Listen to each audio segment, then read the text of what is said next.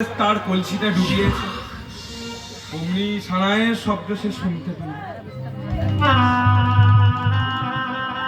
সেই সানায়ের শব্দ অনুসরণ করতে করতে পৌঁছলো এক ধনী পরিবারের দরজায়। সেই দরজায় গিয়ে দেখলো পিঁড়ির মাঝে দুই বরকনে দাঁড়িয়ে আছে। বরকনেকে কি সুন্দর মানিয়েছে। বউটির পরনে লাল, বর এলো গো, বর এলো, বর এলো, বর এলো, বড় শাড়ি, মাথায় লাল পাটাসি, সুন্দর করে সাজিয়ে দিয়েছে। এই যে মায়েরা, আপনাদের বাড়ি বিয়ে হয়তো, আপনাদের বাড়ি বিয়ে হয়েছে তো? অবশ্যই।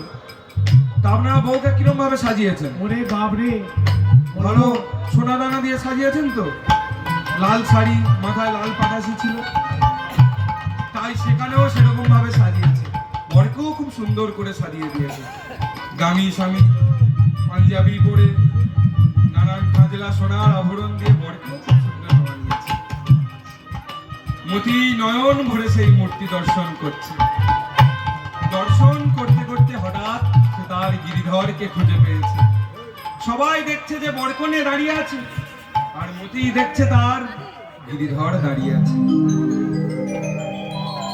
যেন রাধা কৃষ্ণ দাঁড়ায়ে আছে, যেন রাধা কৃষ্ণ দাঁড়ায়ে আছে,